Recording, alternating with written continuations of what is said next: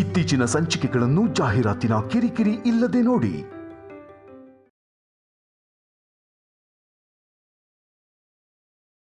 ನಮ್ ಕಡೆಯವ್ರನ್ನೆಲ್ಲ ಕರೆದಿದ್ದೀನಿ.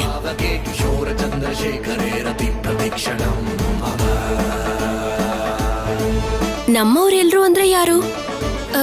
ಗೋಡೆಯಿಂದ ಆ ಕಡೆ ಇರೋರೇನಾ? ಗೋಡೆಯಿಂದ ಆ ಕಡೆ ಇರೋರಲ್ಲ, ನಮಗೆ ಒಳ್ಳೆದನ್ನ ಬಯಸೋರು, ಫ್ರೆಂಡ್ಸ್, ಶ್ರೇಯೋಭಿಲಾಷಿಗಳು ಅಂತ ಅರ್ಥ. ನಿಮ್ಗೆ ಯಾರು ಒಳ್ಳೆಯವರು ಯಾರು ಕೆಟ್ಟವರು ಅನ್ನೋ ವ್ಯತ್ಯಾಸ ಗೊತ್ತಾಗಲ್ಲ ಅಲ್ವಾ ಆಫೀಸರ್? ಗೊತ್ತಿರೋದಕ್ಕೆ ಮನೆ ಮಧ್ಯೆ ಗೋಡೆ, ಮನುಷ್ಯರ ಮಧ್ಯೆ ದೂರ ಇಟ್ಟಿದ್ದೀನಿ.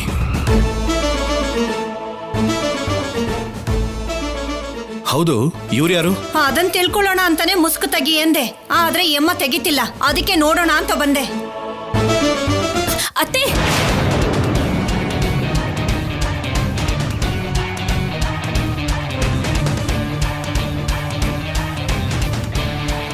ನಿನಗೇನಾಯ್ತೆ ಹಾಕ್ ಕೂಗ್ಕೊಂಡೆ?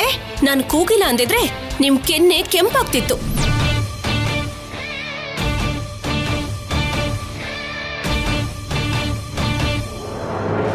ಏನು? ಹೌದತ್ತೆ, ಅವರು ಉತ್ತರ ಕರ್ನಾಟಕದವರು. ಅವ್ರ ಊರಲ್ಲಿ ಕೆಲವು ಜನರಿಗೆ ಈ ತರ ಮುಸ್ಕಾಕೊಳ್ಳೋದು ಸಂಪ್ರದಾಯ. ಮನೆಯವ್ರಿಗೆ ಬಿಟ್ರೆ ಬೇರೆಯವರಿಗೆ ಅವ್ರ ಮುಖನ ತೋರ್ಸೋದಿಲ್ಲ.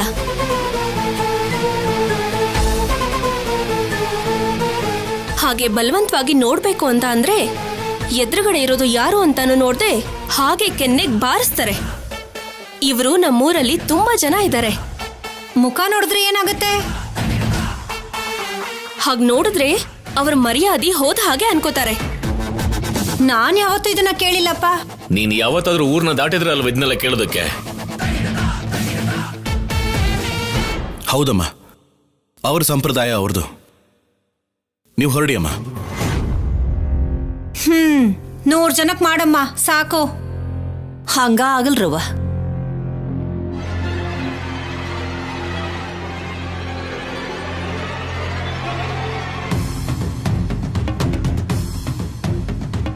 ಸರಿ ಅತ್ತೆ, ನಾನು ಹೋಗ್ತೀನಿ. ಎಲ್ಲಿಗೆ? ಅತ್ತೆ ನನಗೆ ಆಜ್ಞೆ ಮಾಡಿದ್ದಾರೆ, ನಾನು ಹೋಗಿ ಅವರಿಗೆ ಸಹಾಯ ಮಾಡ್ಬೇಕಂತ. ಅತ್ತೆ ಅಷ್ಟು ಹೇಳಿದ್ಮೇಲೆ ನಾನು ಅದನ್ನ ಪಾಲಿಸ್ಲೇಬೇಕಲ್ವಾ? ನೀವೇನ್ ಹೇಳ್ತಿರೋ ಹಾಗೆ ಮಾಡ್ತೀನಿ.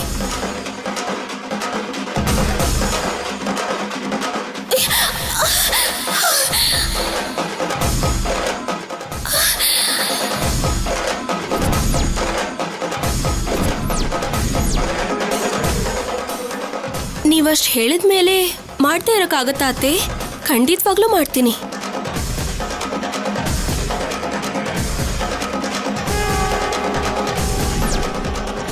ಇವಳು ಯಾಕೆ ಮತ್ತೆ ಅದೇ ಡೈಲಾಗ್ ಹೇಳ್ತಿದ್ದಾಳೆ? ಅಂದ್ರೆ ಏನೋ ಪ್ಲಾನ್ ಮಾಡಿದಾಳೆ. ಆದ್ರೂ ನಿನಗೇನು ಬರುತ್ತೆ ಅಂತ ಅಡುಗೆ ಮಾಡ್ತೀಯ? ಏನು ಬೇಕಾಗಿಲ್ಲ. ಹಲೋ, ಹಾ, ಎಲ್ಲಿಗೆ? ನೀವೇ ಅಲ್ವಾ ಹೋಗು ಅಂದಿದ್ದು? ನನ್ನ ಮಗ ಬೇಡ ಅಂದ ತಾನೆ, ಅಗತ್ಯ ಇಲ್ಲ, ಒಳಗ್ ಹೋಗು. ಎಲ್ಲ ನೀವೇ ಹೇಳ್ತೀರಾ, ಆಡಿದ ಮಾತ್ಮೇಲೆ ಸ್ವಲ್ಪನೂ ನಿಲ್ಲಲ್ಲ. ಸರಿ ಬಿಡಿ ಅತ್ತೆ, ಫಂಕ್ಷನ್ ಅಲ್ಲಿ ಅಟ್ರಾಕ್ಷನ್ ನೀವೇ ಅಲ್ವಾ? ಒಡವೆ ಎಲ್ಲ ಹಾಕೊಂಡು ಚೆನ್ನಾಗಿ ರೆಡಿ ಆಗಿ. ನಾನ್ ಹೇಗ್ ರೆಡಿ ಆಗ್ಬೇಕು ಅಂತ ನನಗ್ ಚೆನ್ನಾಗ್ ಗೊತ್ತು. ನೀನ್ ಒಳಗ್ ಹೋಗು.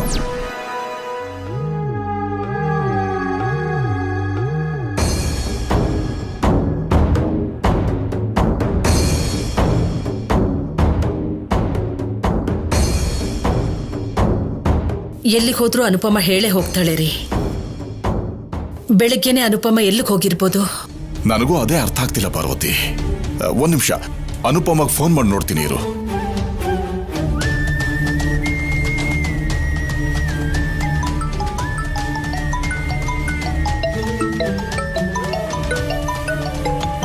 ಮಾವ, ಅನುಪಮ ಅಮ್ಮನ ಫೋನ್ ಇಲ್ಲೇ ಇದೆ ಮಾವ.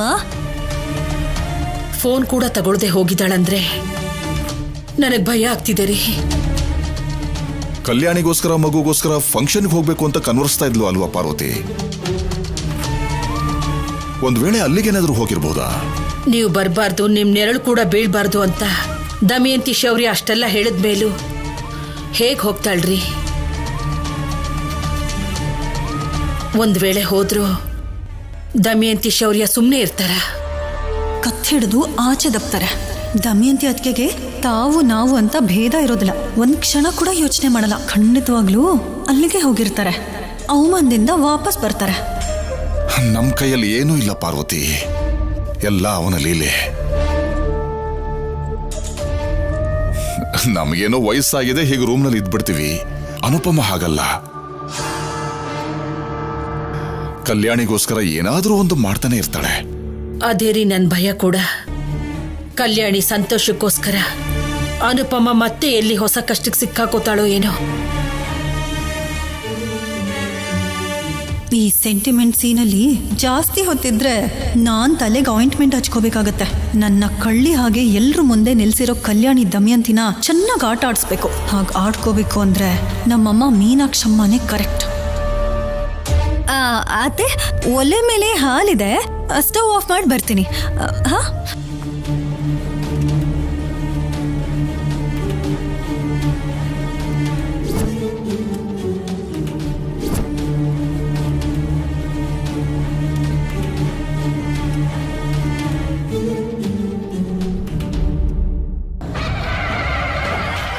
ಅಮ್ಮ ಅಮ್ಮ ನಿಮ್ ಕಾಲ್ ಮುಗಿತೀನಮ್ಮ. 2 ದಿನದಲ್ಲಿ ಕೊಟ್ಬಿಡ್ತೀನಮ್ಮ. 2 ದಿನದಲ್ಲಿ ಕೊಡ್ಬೇಕು. ಆಯ್ತಮ್ಮ. ಇಲ್ಲ ಅಂದ್ರೆ ನಿನ್ ಜೀವ ತೆಗೆದ್ಬಿಡ್ತೀನಿ. ಖಂಡಿತ ಕೊಟ್ಬಿಡ್ತೀನಮ್ಮ, ಖಂಡಿತ ಕೊಟ್ಬಿಡ್ತೀನಿ. ಹೋಗೋ.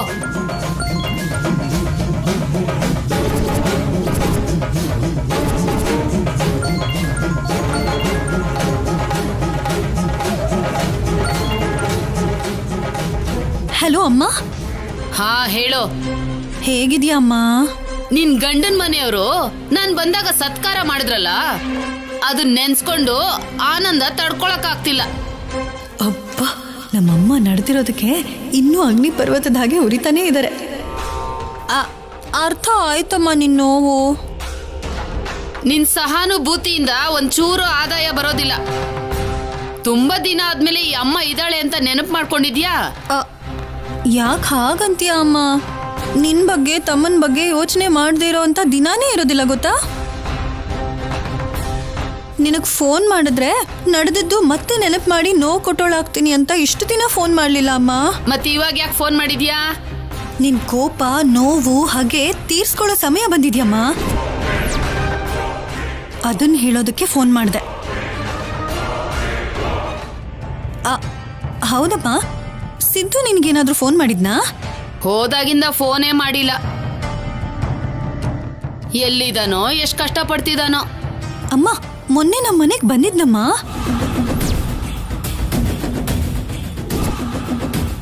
ಏನು? ಹೌದಮ್ಮ. ಅಷ್ಟಕ್ಕೂ ಏನ್ ನಡೀತು ಅಂದ್ರೆ,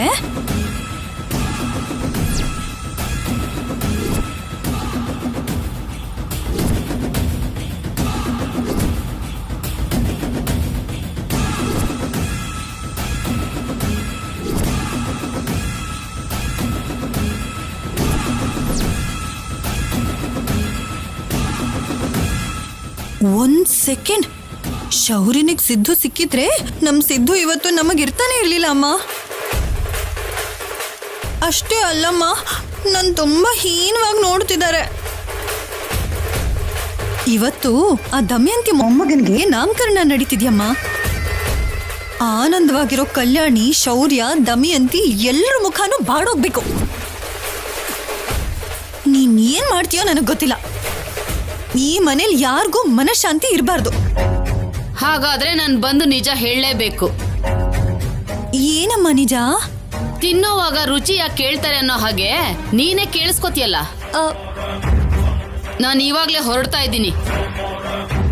ನಿಮ್ ಮನೆಯವರೆಲ್ಲ ಈ ಮೀನಾಕ್ಷಿ ಅಹಂ ಮೇಲೆ ಹೊಡೆದಿದ್ದಾರೆ. ಇಷ್ಟು ದಿನ ದ್ವೇಷ ಬೆಳೆಸ್ಕೊಂಡಿರೋ ಹಾವನಾಗೆ ಕಾಯ್ತಾ ಇದ್ದೆ. ಇವಾಗ ಶಿವ ಪಾರ್ವತಿ ಮಾನ ಮರ್ಯಾದೆ ಹೋಗೋ ಹಾಗೆ ಮಾಡ್ತೀನಿ. ನೀನಿಷ್ಟು ಕಾನ್ಫಿಡೆಂಟ್ ಆಗಿದ್ಯಾ ಅಂದ್ರೆ ನೀನ್ ಕೊಡೋ ಟ್ವಿಸ್ಟ್ಗೆ ಆಡಿಯನ್ಸ್ಗೆ ಶಾಕ್ ಗ್ಯಾರಂಟಿ ಅಂತಾಯ್ತು.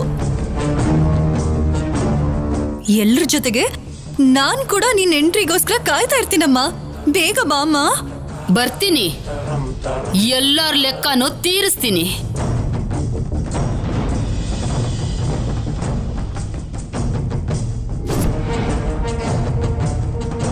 ಕಲ್ಯಾಣಿ ದಮಯಂತಿ ಅತ್ತಿಗೆ ಇಬ್ರು ಸೇರಿ ನನ್ ಮೇಲೆ ಕಳ್ಳಿ ಅನ್ನೋ ಮುದ್ರೆ ಬೀಳೋ ಹಾಗೆ ಮಾಡ್ತೀರಾ? ಇವಾಗಿಂದ ನಿಮಗೆ ಆನಂದನೇ ಇರೋದಿಲ್ಲ, ನೋಡ್ತಾ ಇರಿ.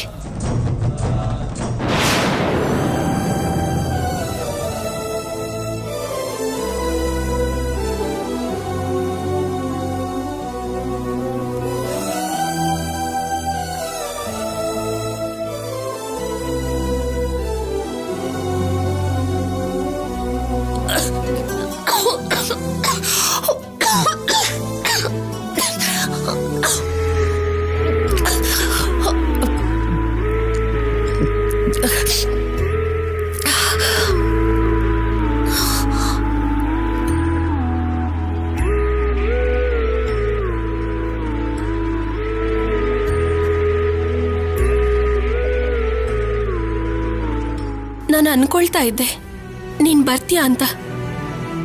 ನಿನ್ ಕೈಯಾರೆ ನಾಮಕರಣ ಶಾಸ್ತ್ರ ಮಾಡಿಸ್ಬೇಕು ಅನ್ಕೊಂಡಿದ್ದೆ. ಆದ್ರೆ ಒಂದ್ ಕಡೆ ಭಯ. ಆಫೀಸರ್ ಆಗ್ಲಿ ಅತ್ತೆ ಆಗ್ಲಿ ನಿನ್ನ ನೋಡಿದ್ರೆ ಮತ್ತೆ ನಿನಗೇನಾದ್ರೂ ಅಂತಾರೆ. ನೀನ್ ರಿಸ್ಕ್ ತಗೋತಿದ್ಯಾ ಅನ್ನಿಸ್ತಿದೆ ಅಮ್ಮ.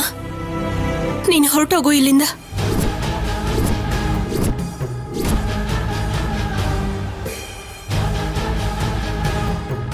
ನನ್ನ ಮಗಳ ಸಂತೋಷಕ್ಕೋಸ್ಕರ ಇಷ್ಟು ಕೂಡ ಮಾಡೋಕ್ಕಾಗಲ್ವಾ ನನ್ನ ಕೈಲಿ?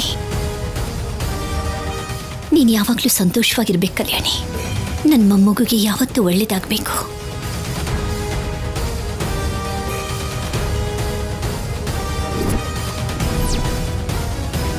ನೀ ನನ್ನನ್ನು ಬಾಯಿ ತುಂಬ ಅಮ್ಮ ಅಂತ ಕರಿತೀಯ. ನಾನು ಅಮ್ಮನ ಸ್ಥಾನದಲ್ಲಿದ್ದುಕೊಂಡು ಇಷ್ಟು ಮಾಡ್ತಿದ್ರೆ ಹೇಗೆ ಹೇಳು? ಈ ಸಂಭ್ರಮನೆಲ್ಲ ಅಜ್ಜಿಯಾಗಿ ನಾನು ಹತ್ರದಲ್ಲಿದ್ದು ನೋಡ್ಕೋಬೇಕಲ್ವಾ? ಏನೂ ತೊಂದರೆ ಆಗದಿರೋ ಹಾಗೆ ಈ ತೊಟ್ಟಿಲು ಶಾಸ್ತ್ರ ನಡಿಬೇಕು. ಅದಕ್ಕೆ ಮಗುಗೋಸ್ಕರ ನಾನು ಚಿನ್ನದ ಉಡ್ದಾರನ್ನ ಮಾಡಿಸಿದ್ದೀನಿ.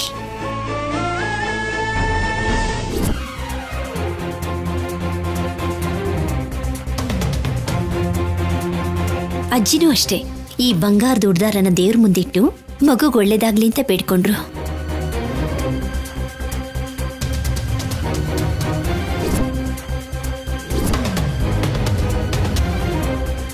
ಎಲ್ಲಿಗೆ ಹೋದ್ಲು ಈ ಕಲ್ಯಾಣಿ? ಮಗು ಕೂಡ ಕಾಣಿಸ್ತಾ ಇಲ್ಲ. ಅವ್ರ ಅಜ್ಜಿ ಮತ್ತೆ ಅಮ್ಮ ಇಲ್ಲಿಗೆ ಬರಬಾರ್ದು ಅಂತ ಹೇಳಿದ್ವಿ ಅನ್ಕೊಂಡು ಇವಳೇ ಅಲ್ಲಿಗೆ ಹೋಗ್ಬಿಟ್ಲಾ? ಹೋಗಿದ್ರು ಹೋಗಿರ್ತಾಳೆ. ಇವಳಿಗೆ ಭಯ ಇದ್ರೆ ತಾನೆ.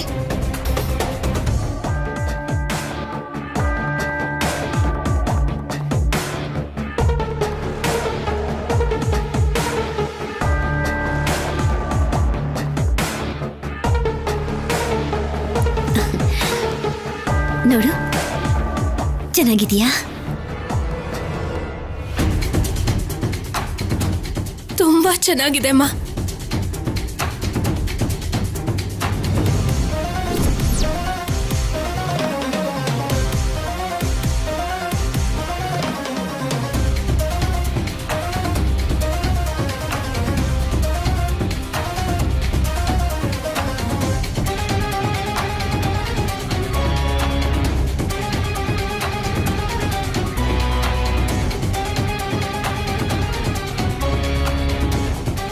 ಇಲ್ಲಿ ಕೇಳಮ್ಮ, ಇಲ್ಲಿ ನನ್ನ ಸೊಸೆ ಏನಾದ್ರೂ ಮಗುನ ಎತ್ಕೊಂಡು ಈ ಕಡೆ ಬಂದಿದ್ಲಾ? ಇಲ್ರಿ, ಬಂದ್ರೆ ನಾ ಹೇಳ್ತೀನ್ರಿ. ಅಡಿಗೆ ಚೆನ್ನಾಗಿ ಮಾಡು.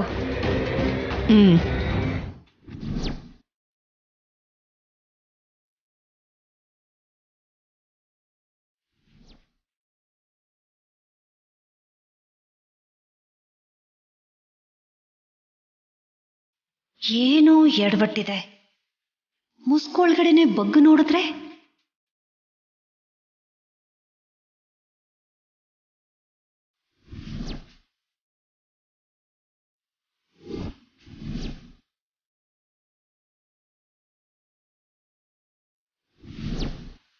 ಅಯ್ಯೋ, ಅಮ್ಮನೇನಾದ್ರೂ ಅತ್ತೆ ನೋಡ್ಬಿಟ್ರೆ ದೊಡ್ಡ ಜಗಳ ಆಗತ್ತೆ.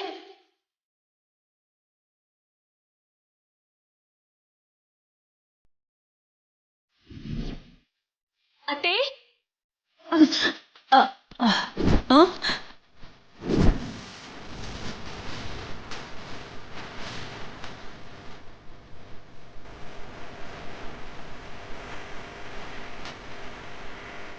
ನೀವ್ ಇಲ್ಲಿದ್ದೀರಾ? ನಿಮ್ಗೋಸ್ಕರ ನಾನು ಅಲ್ಲೆಲ್ಲ ಹುಡುಕಾಡ್ದೆ. ನಾಟಕ ಆಡ್ಬೇಡ. ನಿನಗೋಸ್ಕರ ನಾನೇ ಇಡೀ ಮನೆ ಹುಡುಕ್ತಿದ್ದೆ. ಅಯ್ಯೋ ಹೌದಾ ಅತ್ತೆ? ಸರಿ ಬಿಡಿ. 15 ನಿಮಿಷದಲ್ಲಿ ಪುರೋಹಿತರು ಪೂಜೆ ಸ್ಟಾರ್ಟ್ ಮಾಡ್ಬೇಕು ಅಂದ್ರಂತೆ. ಆಫೀಸರ್ ಎಲ್ಲಾರನ್ನೂ ಬೇಗ ರೆಡಿ ಆಗೋಕ್ ಹೇಳಿದ್ರು. ನಡೀರಿ ಹೋಗೋಣ. ಲೇಟ್ ಆದ್ರೆ ಆಫೀಸರ್ಗೆ ಕೋಪ ಬರುತ್ತೆ. ಸರಿ ನಡಿ.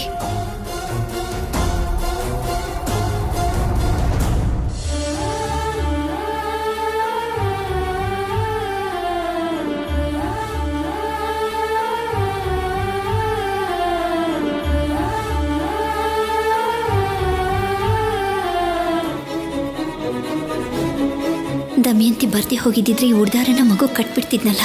ಮತ್ತೆ ಅವಕಾಶ ಸಿಕ್ಕುತ್ತೋ ಇಲ್ವೋ ದೇವ್ರೆ. ಈ ಉಡ್ದಾರ ಮಗು ಕಟ್ಟೋ ಹಾಗೆ ಯಾವ್ದಾದ್ರೂ ಒಂದು ಸಂದರ್ಭನ ಕೊಡಪ್ಪ.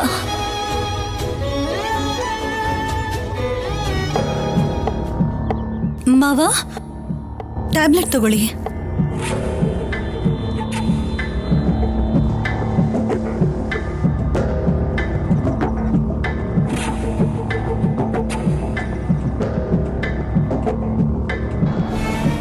ಮನೇಲಿ ಇಷ್ಟೆಲ್ಲ ನಡೀತಿದ್ರು ಹೋಗೋಕ್ಕಾಗ್ತಿಲ್ಲ ಅನ್ನೋ ನೋವನ್ನ ಸಹಿಸಕ್ಕಾಗ್ದೆ ಅನುಪಮ ದೇವಸ್ಥಾನಕ್ಕೆ ಹೋಗಿರ್ತಾಳೇನೋ ಅನಿಸ್ತಿದೆ ರೀ.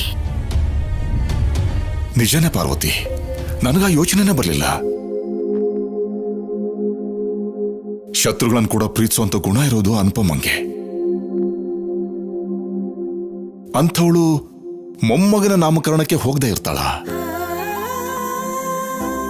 ಅದಕ್ಕೆ ನೀನು ಹೇಳಿದಾಗೆ ದೇವಸ್ಥಾನಕ್ಕೆ ಹೋಗಿ ಆ ಭಗವಂತನ ಹತ್ರ ತನ್ನ ನೋವನ್ನು ಹೇಳ್ಕೊತಾ ಇರ್ತಾಳೆ ಅನ್ಸುತ್ತೆ. ಹಾಗೆ ನೋವು ಪಡ್ತಾ ಕೂತ್ಕೊಂಡಿರೋದಕ್ಕೆ ಹೋಗಿರಲ್ಲ. ಮಗಳನ್ನ ಮೊಮ್ಮಗನನ್ನ ಮುದ್ದಾಡಿ ಪ್ರೀತಿ ತೋರ್ಸೋದಕ್ಕೆ ಹೋಗಿರ್ತಾರೆ. ಒಂದ್ ವೇಳೆ ಅದೇ ನಿಜ ಅಂತ ನನಗೆ ಗೊತ್ತಾದ್ರೂ ನಾನು ಹೇಳಲ್ಲ. ನಮ್ಮಮ್ಮ ಬರಬೇಕು, ಗಲಾಟೆ ಆಗಬೇಕು, ಆವಾಗ ನನ್ನ ಹೊಟ್ಟೆ ತಣ್ಣಗಾಗತ್ತೆ. ಬಂಗಾರದ ಉಡ್ದಾರನ ಮಗುಗ್ ಹಾಕಕ್ಕಾಗಲ್ಲ ಅಂತ ಶಿವನ ಹತ್ರ ತನ್ನ ನೋವನ್ನ ಹೇಳಿಕೊಂಡು ಶಿವನ ಹುಂಡಿಗೆ ಹಾಕೋದಕ್ಕೆ ಏನಾದ್ರೂ ತಗೊಂಡು ಹೋಗಿರ್ತಾಳೋ ಏನೋ ರೀ. ಮಗುಗೆ ತಾನ ಆಶೀರ್ವಾದ ಮಾಡಕ್ಕಾಗ್ದಿದ್ರು ದೇವರ ಆಶೀರ್ವಾದ ಆದ್ರೂ ಇರ್ಬೇಕು ಅಂತ ಹಾಗೆ ಮಾಡಿರ್ತಾಳೆ ರೀ. ಯಾವ ದೇವ್ರಿಗೆ ಬೇಡ್ಕೊಂಡ್ರು ಏನ್ ಲಾಭ? ಇವಾಗ ನಮ್ಮಮ್ಮ ಬಂದು ತಾಂಡವ ಮಾಡ್ತಾಳೆ. ನೀವೆಲ್ಲರೂ ನೋಡ್ತಾ ಇರ್ತೀರಾ. ಪಾಪ ನೀವೆಲ್ಲರೂ ಏನಾಗ್ಬಿಡ್ತೀರೋ.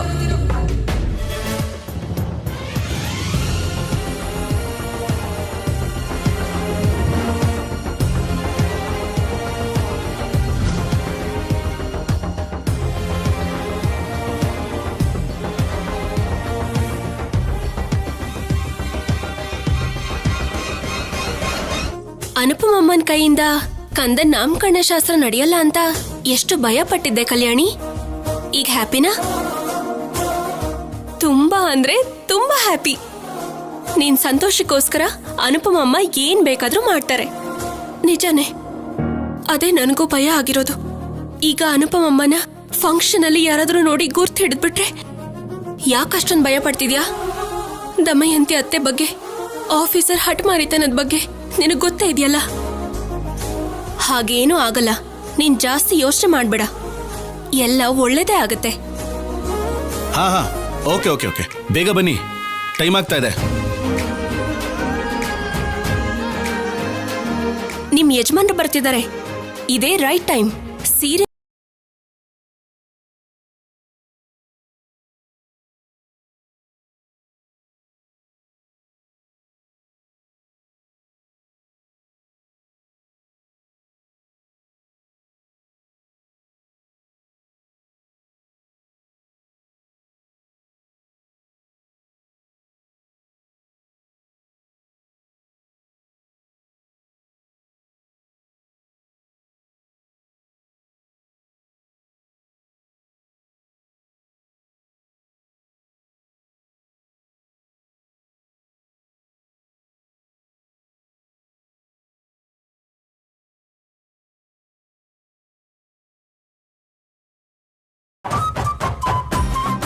ಟೈಮ್ ಆಗ್ತಿದೆ ಆಫೀಸರ್, ಫಾಸ್ಟ್ ಆಗಿ.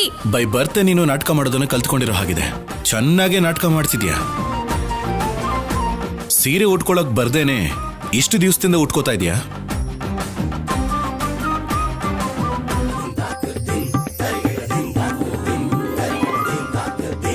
ಆ ಸೀರೆ ಬೇರೆ ಈ ಸೀರೆ ಬೇರೆ.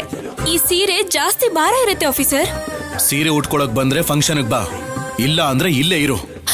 ಆಫೀಸರ್ ಆಫೀಸರ್, ನಾನು ಹೇಗೋ ಕಷ್ಟಪಟ್ಕೊಂಡು ಉಟ್ಕೊಳ್ತೀನಿ, ಆದ್ರೆ ಅಟ್ಲೀಸ್ಟ್ ಈ ಥ್ರೆಡ್ ಆದ್ರೂ ಕಟ್ಟಿ. ಕೈಗೆ ಸಿಗ್ತಾ ಇಲ್ಲ. ಪ್ಲೀಸ್, ನಿಜವಾಗ್ಲೂ ಕೈಗೆ ಸಿಗ್ತಿಲ್ಲ.